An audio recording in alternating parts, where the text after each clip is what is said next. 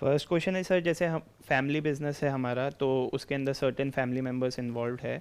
तो मेरा ऐसा मानना है कि मैं आगे जो भी करना चाहता हूँ कि मैं खुद के बेसिस पे करूँ। अगर मैं खुद का कुछ करता हूँ तो उससे मेरे को रिस्क मेरी होगी, जो भी अप्स एंड डाउन्स होंगे वो मेरे होंगे, तो उससे मेरे को वो बेनिफिट मिलेगा फैमिली बिजनेस के अंदर, अगर मैं उस टाइम पे जाता हूँ तो इसमें सर आपका क्या टेक है कि इज़ इट राइट कि we have a platform we can take that, और we can start by zero?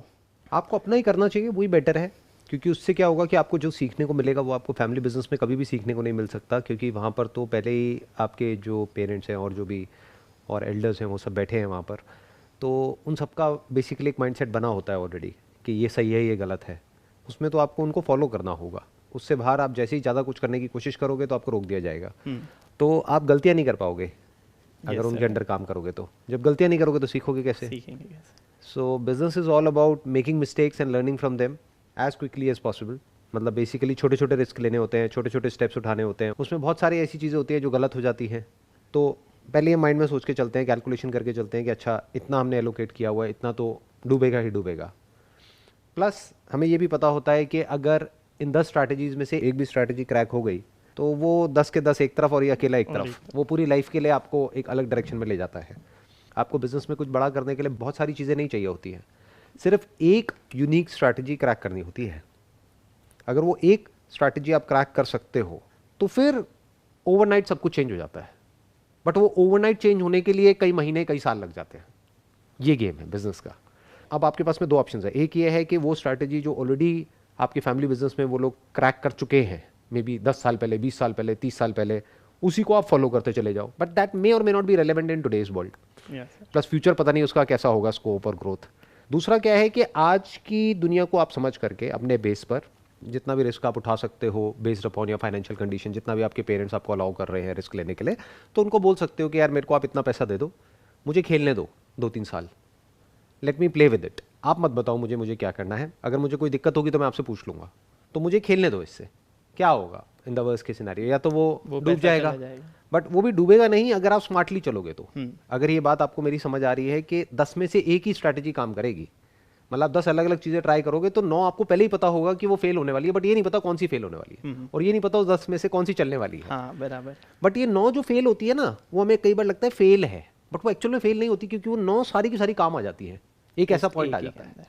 वो जो भी आपने किया होता है ना उसमें कुछ ना कुछ सीखा होता है। तो वो जो 10वां होता है ना, वो 9 फेलियर्स के बिना हो ही नहीं सकता।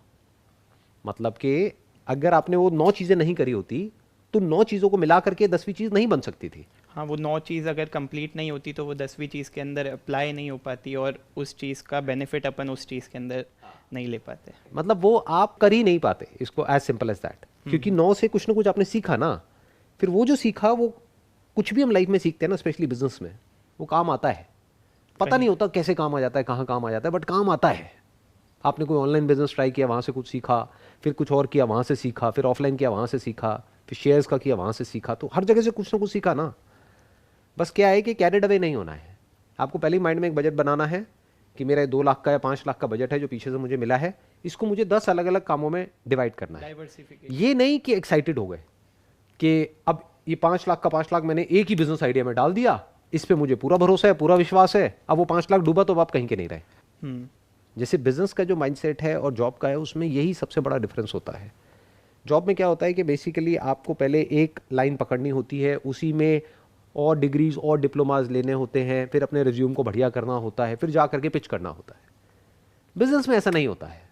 बिजनेस में क्या चाहिए होता है, you need to have diverse experiences of different things, जो एंड में सब काम आते हैं। कोई एक ऐसा काम करने के लिए जहां पे वो सारे डॉट्स जा करके कनेक्ट हो जाते हैं, it's called connecting the dots. Connecting the dots. वो सब जुड़ जाता है और फाइनली कुछ ऐसा निकल करके आता है विच इज बियॉन्ड इमेजिनेशन, जो किसी ने सोचा भी नहीं होता है। वहां तक पहुंचने के लिए पहले आपको वो 8-10 चीजें तो ट्राई करनी ही पड़ती है।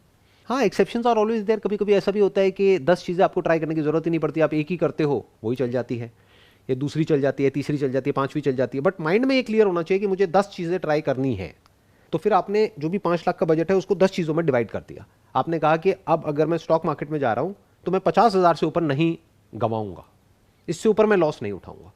ये नहीं कि उस लॉस को रिकवर करने के लिए जैसे गैम्बलर्स करते हैं जो अपना 5 लाख ही डुबो दो। कि एक जगह लगाया, उसके अंदर वो बढ़ा तो ठीक, नहीं बढ़ा तो वो पूरा गया। Business is not gambling. Business is basically providing something of value to the customer, that may be a product or a service, जिससे कि एक्चुअल में सामने वाले की कोई नीड या उसका कोई डिजायर या उसकी लाइफ किसी तरीके से बेटर हो रही हो, ये है बिजनेस। तो इट्स नॉट गैम्बलिंग। बट लोग क्या करते हैं, गैम्बलिंग का बेसिक स्ट्रक्चर क्या है? जैसे स्टॉक मार्केट में भी बहुत लोग गैम्बलिंग करते हैं, उसका बेसिक स्ट्रक्चर क्या है? Grid and fear. Grid and fear. The moment you start doing a business, तो वहां पर ग्रीड और फियर दोनों आपको तंग करेंगे। क्यों? क्योंकि जैसे ही थोड़ा सा रिजल्ट आने लग जाएगा, अब आप एक्साइटेड हो जाओगे। पता लगा एक ही क्लाइंट को उधार देना चाहिए था 20,000 का, 50,000 का, आपने उसको जाकर के उधार दे दिया 5 लाख का, फिर उसने हाथ खड़े कर दिए। उसने कहा जाओ मैं तो नहीं दे रहा पैसे, तो आपके तो सारे पैसे एक ही जगह पे डूब गए ना। तो आपको क्लियर होना चाहिए माइंड में कि मुझे इससे ऊपर इस धंधे में नहीं डालना है। अगर कुछ क्लियर नजर आया तो उसी पैसे को री इन्वेस्ट कर दूंगा, उसमें कोई बुराई नहीं है। तो डूबा भी तो, अगर मानो आपने 50,000 रुपए से 1 लाख कमाया और 1 लाख रुपए इन्वेस्ट कर दिया, अब कोई दिक्कत नहीं है, क्योंकि 4.5 लाख आपके पास में साइड में पड़ा हुआ है और 9 जो चीजें हैं वो ट्राई करने के लिए, बट अगर आपने पूरा का पूरा वहीं एक ही जगह पे डुबो दिया तो गड़बड़ हो गई। तो ये बात हमेशा याद रखनी है। 50,000 से 5 लाख कमाओ, उस 5 लाख को डुबो दो, कोई दिक्कत नहीं है, क्योंकि 50,000 से आपने 5 लाख कमाया ना, बट अभी भी 4.5 लाख एज इट इज पड़ा हुआ है आपके पास और कुछ ट्राई करने के लिए, उसमें भी 50,000 से ऊपर मत लगाओ। तो ऐसे स्टेप बाय स्टेप चलो तो आपकी सक्सेसफुल होने की पॉसिबिलिटी 100% हो गई। बेसिकली कैपिटल एलोकेट कर दो कि जहाँ पे अपने को लगता है कि इस बिज़नेस के अंदर स्कोप है और आगे ग्रोथ प्रोस्पेक्ट दिख रहा है, तो उधर इन्वेस्ट कर दिया थोड़ा। अगर वहाँ पे रिजल्ट्स मिल रहे हैं तो उसी पैसे को वापस री इन्वेस्ट रोटेट कर दिया, राइट, उसी को री इन्वेस्ट करते चले गए, करते चले गए, करते चले गए, वो ग्रो करता चला गया। डूबा भी तो कोई टेंशन नहीं है, अभी डूब भी गया तो आपके पास में डूबेगा जितना अपन ने कमाया है, क्योंकि उसके अंदर से भी अपन रोटेट, दूसरे बिजनेस के अंदर अगर अपने को प्रोस्पेक्ट्स अच्छा लग रहा है तो अपन उसके अंदर भी कैपिटल एलोकेट कर सकते हैं। देखो बेटर स्ट्रैटेजी क्या होगी कि आपने पहले अपना जितना भी पैसा है उसको 10 पार्ट में डिवाइड कर दिया। That could be 1 lakh, 5 lakh, 10 lakh. आपका बिजनेस बैकग्राउंड है, उन्होंने 10 लाख रुपए आपको दे दिया, बोला कि अब इसके साथ में जो करना है करो, तुम्हारी मर्जी। अब एक बिजनेस शुरू किया, उसमें आपको पहले ही पता है कि 1 लाख से ऊपर मुझे लगाना ही नहीं है। तो अगर कोई बिजनेस आइडिया ऐसा आ रहा है आपके माइंड में जहाँ पे पहले से आपको पता है कि मेरे को 20 लाख चाहिए, 50 लाख चाहिए, 10 लाख चाहिए, उसको छोड़ दो, उसी बिजनेस को अलग तरीके से करो। क्योंकि बिजनेस उन लोगों के लिए नहीं है जिनका दिमाग बंद है। ज़्यादातर लोगों का क्या होता है, वो अपना बहुत ही रिजिड हो जाते हैं बिजनेस को लेकर के। वो ये सोचते हैं कि ये जो बिजनेस है ये इसी तरीके से हो सकता है और कोई तरीका ही नहीं है। अरे नहीं, बिजनेस को करने के लाखों तरीके होते हैं और लाखों बिजनेसेस हैं। आप कर कितने पाओगे? इतनी बड़ी लाइफ तो है नहीं कि आप लाखों ट्राई कर पाओ, करोगे वही गिने चुने 8-10। तो जब 10 ही करने हैं तो अच्छे से चूज करो ना पहले 10 को, जो आपको पता हो कि ये 50-50 हज़ार रुपये में हो सकते हैं। तो आपने पहले ही बफर लेके चला हुआ है कि 50-60 हज़ार का ये काम है, मेरे पास में लाख रुपए मैंने स्पेयर किया हुआ है इसके लिए, बट लाख रुपए से ऊपर मैं इसमें नहीं डूबूंगा तो नहीं डूबूंगा। ये नहीं कि मेरा लाख रुपए डूब गया तो उसको बचाने के चक्कर में मैं 2 लाख और डुबो दूं, फिर 3 लाख को बचाने के चक्कर में मैं बाकी का भी डुबो दूं और जीरो हो जाऊं। ये गलती नहीं करनी है, लोग यही गलती कर बैठते हैं। इसको रिस्क मैनेजमेंट बोलते हैं। बिजनेस में लोगों का दिमाग प्रॉफिट में तो चलता है, जैसे मैंने कहा ना, ग्रीड और फियर, बट रिस्क मैनेजमेंट नाम की चीज किसी को नहीं पता, because that is not related to greed और फियर। आप डर की वजह से रिस्क मैनेज नहीं कर रहे हो। रिस्क मैनेज मतलब प्लानिंग, यानी पता हो कि मेरे पास में कितना है उतना ही मैंने रिस्क लिया, तो कोई दिक्कत नहीं है। हाँ बताइए, और क्या क्वेश्चन है? Sir, how to find right people in the business to build a team, like how to trust people easily? You should not trust people easily, क्योंकि अगर आप ट्रस्ट करोगे तो ट्रस्ट ब्रेक होगा आपका। तो किसी को भी ट्रस्ट करने की ज़रूरत नहीं है। क्या करो, बिजनेस को इस तरीके से सिस्टम्स एंड प्रोसेसेस में कन्वर्ट करो कि सब कुछ ट्रांसपेरेंट हो, मतलब उसमें कोई लूपहोल मत छोड़ो, क्योंकि अगर वो है तो मैनिपुलेशन होने के चांसेस हैं। ट्रस्ट का सवाल कब उठता है? जब कुछ गड़बड़ करने के चांसेस हो। अगर आप सिस्टम को ऐसा बना दो कि उसमें गड़बड़ हो ही नहीं सकती, तो फिर क्या दिक्कत है? जैसे आप जो भी बिजनेस कर रहे हो उसको प्रॉपर बैंक के थ्रू करो ना। कैश भी आएगा तो इससे ऊपर कैश आपके हाथ में नहीं रहेगा, वो सीधा बैंक में जमा हो जाएगा। ये जो क्वेश्चन उठ रहा है ना, ये पता है कहाँ से उठ रहा है? मैं बताता हूँ। क्योंकि इंडिया में प्रॉब्लम क्या है कि बहुत सारे जो लोग हैं वो अभी भी उल्टे सीधे काम करते हैं टैक्स बचाने के लिए। कोई बोलता नहीं है, बट ये फैक्ट है और सबको पता है। तो वहाँ पर सारी ये गड़बड़ आ जाती है ट्रस्ट की, क्योंकि आपको ट्रस्ट करना पड़ेगा। आप किसी ना किसी पे उसको कैश दे रहे हो और पता है वो कैश 2 नंबर का है। पुलिस में भी जाके बोलोगे तो क्या बोलोगे? क्या ही बोलेंगे? कौन सा पैसा लेकर के भाग गया? कहीं उस पैसे की कोई अकाउंटिंग ही नहीं है, राइट? तो वहाँ पर ये सारी प्रॉब्लम्स होती हैं। बट अगर आप ये कच्चा लालच ना करो, आप ये समझो कि बिजनेस आप कर क्यों रहे हो। Ultimately you are doing it for peace of mind, you are doing it for freedom.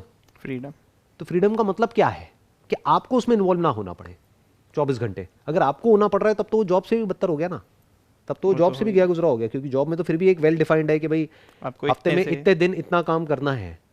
But अगर 24 घंटे आप बिजनेस में ही लगे हुए हो, संडे को भी और छुट्टी के दिन भी, और हर तरफ यही देख रहे हो कि कहीं कुछ गड़बड़ तो नहीं हो रही है, वो पैसा इतना लेकर के जा रहा है, कहीं ये तो नहीं हो जाएगा, वो तो नहीं हो जाएगा, तो you are not an entrepreneur, basically you are kind of self employed, जो हर एक चीज़ को माइक्रो मैनेज कर रहे हो। तो मैं क्या कहूँगा, पहले तो हर एक चीज़ को इस तरीके से सिस्टम्स एंड प्रोसेसेस में कन्वर्ट कर दो और बैंकिंग सिस्टम के थ्रू चलो जहाँ पर कोई ह्यूमन इंटरवेंशन होने के चांसेस ही ऑलमोस्ट 0% हो जाए, कि कोई अगर चाहे भी तो घपला ना कर सके आपके बिजनेस में। बिजनेस को इस तरीके से ऑनलाइन आप चीज़ों को सेट कर सकते हैं, कनेक्ट कर सकते हैं। उसमें क्या होगा, आपको टैक्सेस देने पड़ेंगे गवर्नमेंट को, तो दे दो, उसमें क्या बुराई है। हाँ, अगर अपन कुछ कमा रहे तो उसके अंदर गवर्नमेंट के पास टैक्सेस आ रहे हैं तो उससे ग्रोथ ही हो रही है। राइट। और अगर गवर्नमेंट को आप टैक्सेस नहीं दोगे तो एक कंट्री चलेगी कैसे, या कोई भी कंट्री कैसे चलेगी अगर टैक्सेस हम नहीं देंगे तो अगर आपका ये माइंडसेट होगा कि मुझे जो भी काम करना है, टिपिकली अगर लैंग्वेज में बोला जाए, 1 नंबर में काम करना है, 2 नंबर में करना ही नहीं है, तो ये क्वेश्चन ही रिडंडेंट हो जाएगा वहाँ पर। इस क्वेश्चन की नीड ही नहीं है कि ट्रस्ट कैसे करें, क्योंकि जब 1 नंबर में है तो ट्रस्ट की ज़रूरत ही नहीं है। अब तो बेसिकली क्या है, वो बंदा आया, उसको बताया कि भाई देखो ये एक प्रोसेस है पूरी जो आपको इसको फॉलो करना है, अगर वो अच्छे से काम कर रहा है तो ठीक है, नहीं कर रहा है तो बाहर है, सिंपल है। उसको अगर ठीक लग रही है आपकी कंपनी तो ठीक है, उसको अगर वर्क एटमॉस्फेयर अच्छा नहीं लग रहा तो वो भी छोड़ के जा सकता है, तो विन विन हो गया ना दोनों तरफ से। Yes sir. अगर इस तरीके से आप चलोगे तो ये प्रॉब्लम्स नहीं आएंगी। तो ट्रस्ट की मेरे को नहीं लगता कि कोई ज़रूरत है। तो sir, first question, how to find the right people which they fit in the particular job. What is the definition of right people? आप राइट पीपल किन्हें कहते हो? सर, जो अपन ने काम डिफाइंड करा हुआ है वो एकदम सही से हो, जो वो बंदा करे या फिर जो भी वो बंदी करे वैसा।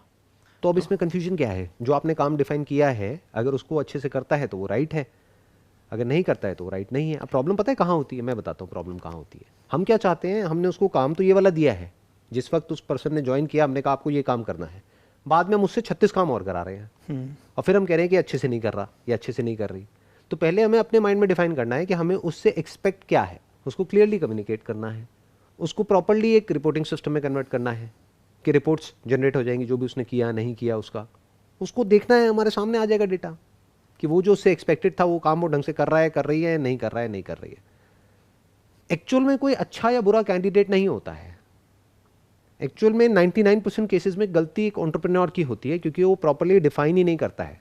स्पेशली जो छोटे एंटरप्रेन्योर्स होते हैं, स्पेशली वो एंटरप्रेन्योर्स जो अभी बिजनेस को शुरू कर रहे हैं, उनको खुद ही क्लियर नहीं होता है कि हमें सामने वाले से चाहिए क्या है। तो वो कितना भी कर दे, वो राइट एम्प्लॉय हो ही नहीं सकते, वो एंड में जाकर के रॉन्ग हो जाते हैं। क्यों? क्योंकि अगर उन्होंने 100 काम सही भी करे, एक भी गलती करी तो हम कहेंगे बेकार है। तो बेकार वो नहीं है, बेकार हम हैं, क्योंकि हमने प्रॉपर्ली डिफाइन ही नहीं किया कि एग्जैक्टली हमें उससे चाहिए क्या है, ना उसे कम्युनिकेट किया, फटाफट से उसको रिक्रूट कर लिया अपनी टीम में। अब बोल रहे हैं तू ये भी कर, वो भी कर, वो भी कर, वो भी कर, रोज आ करके नई नई चीज़ें उसको बता रहे हैं। वो भी कंफ्यूज हो रहा है, कह रहे कल तो आप ये कह रहे थे, आज ये कह रहे हो, चाहते क्या हो आप? मन में बोल रहा है, आपको नहीं बोल रहा। फिर हम कह रहे हैं कि वो सही एम्प्लॉय नहीं है। ऐसा नहीं है। अगर आप प्रॉपर्ली डिफाइन कर देते हो ना चीज़ों को, जैसे बड़ी ऑर्गेनाइजेशंस में होता है कि वहाँ पे क्लियर होता है कि अच्छा ये रोल है, ये रिस्पॉन्सिबिलिटी है, अगर आपने अच्छे से किया तो ठीक है, नहीं तो ये रिस्पॉन्सिबिलिटी आपकी है, तो प्रॉब्लम नहीं होती है। तो सर, ये छोटे एंटरप्रेन्योर्स के अंदर ये क्लैरिटी कैसे आएगी कि what is the right, like the way to employ people? पहले प्रॉपर्ली रोल को, रिस्पॉन्सिबिलिटीज़ को, रिवॉर्ड को और पनिशमेंट को डिफाइन करो। इन 4 चीज़ों को डिफाइन करो, roles, responsibilities, reward and punishment. वो क्लियरली डिफाइन होना चाहिए। मैं आपको एक सिंपल सा एग्जांपल देता हूँ। फॉर एग्जांपल, आपने किसी को रिक्रूट किया, अब आप कह रहे हो कि वो टाइम से नहीं आता इसलिए वो बुरा एम्प्लॉई है।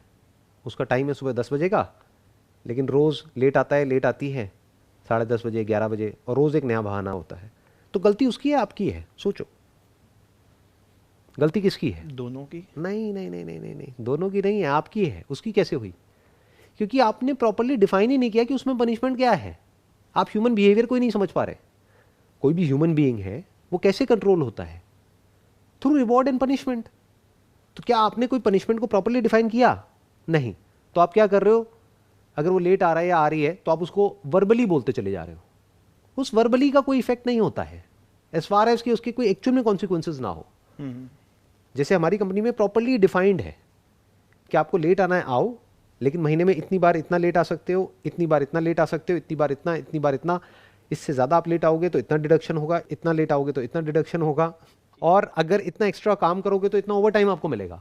ये भी डिफाइन करना होता है, तभी फेयर हुआ ना कि आपने पनिशमेंट दिया तो रिवॉर्ड भी दिया ना। पनिशमेंट लगा देंगे वो भी अनरीजनेबल, रिवॉर्ड देंगे नहीं, रिवॉर्ड तो वो भी गलत हो गया। वो पर्सन टिकेगा ही नहीं ज़्यादा टाइम तक आपके पास में। अच्छा भी होगा तो नहीं टिकेगा। सही बात। और अच्छा और बुरा एक्चुअल में कुछ नहीं होता है, it entirely depends upon the entrepreneur कि वो किस तरीके से एक सिस्टम एंड प्रोसेस को डिफाइन करता है हर एक चीज़ को।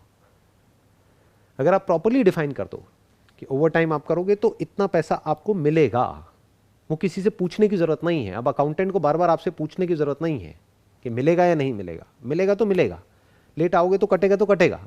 अब वहाँ पे कोई डिस्कशन नहीं होगा। म्यूचुअली डिसाइड करके आपने एम्प्लॉयज़ के साथ में बैठ करके एक प्लान बना लिया, एक प्रोसेस को डिफाइन कर दिया और बोला किसी को कोई प्रॉब्लम है तो अभी बता दो।